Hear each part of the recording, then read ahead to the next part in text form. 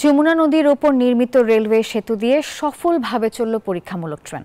এখন চলছে load test.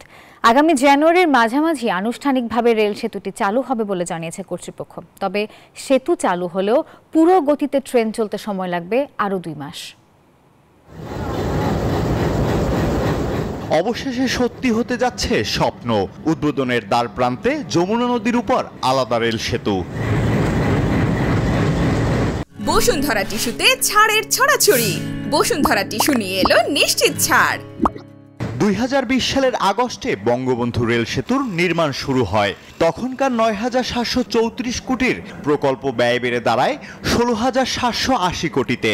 আর 2016 সালে অনুমোদন হলেও কয়েক দফার সময় পিছিয়ে 2024-এর ডিসেম্বরে শেষ হচ্ছে প্রকল্প। ব্রিজে যেটা নয়েজ যেন খুব কম আসে, এজন্য আমরা ডিরেক্ট রেল ফাস্টেনার সিস্টেম ব্যবহার করেছি। This project is very useful for I think it will run up to how many years will come for this country of Bangladesh. Bangabandhu বহুমুখী সেতুর মিটার গেজ রেল লাইন যথেষ্ট ওজন বহনে সক্ষম নয়, ফলে 5 kilometre পাড়ি দিতে সময় লেগে যায় 1 ঘন্টারও বেশি। অবশেষে এমন ধীরগতির অবসান হতে যাচ্ছে। 2025-এর জানুয়ারিতে এই রেল সেতু চালু হলে নদী পার হতে সময় লাগবে মাত্র 5 মিনিট। সেতুটা নির্মাণ করলে এই পশ্চিমাঞ্চলে বা পূর্বাঞ্চলে যত ট্রেন চলাচল করবে তাদের সময়টা অনেক কমে যাবে। This project was done with the help of our contractors.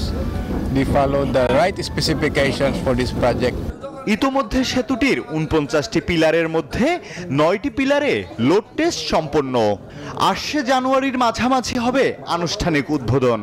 Double engine সহ 2টো ট্রেন চালিয়ে আমরা এখানকার অসিলেশন, ডিফ্লেকশন সহ আরও কিছু প্যারামিটার আমরা মেজারমেন্ট করছি এবং আমরা এই মেজারমেন্টে খুব পজিটিভ রেজাল্ট পেয়েছি। এখন আমাদের আরও কিছু ফর্মালিটিস আছে, সেটা সেরে আমরা আসলে জানুয়ারি 2025-এর মাঝামাঝি এটা উদ্বোধনের জন্য প্রিপারেশন থাকবে আমাদের। ঠিকাদারি প্রতিষ্ঠানের গড়িমসি এবং ভারত থেকে প্রযুক্তিপণ্য আমদানি জটিলতায় সেতুর 2 পাশের স্টেশনে সিবিআইএস চালু করা যাচ্ছে না, যদিও আগামী বছরের মার্চে এর সমাধান হবে বলে আশাবাদী কর্তৃপক্ষ।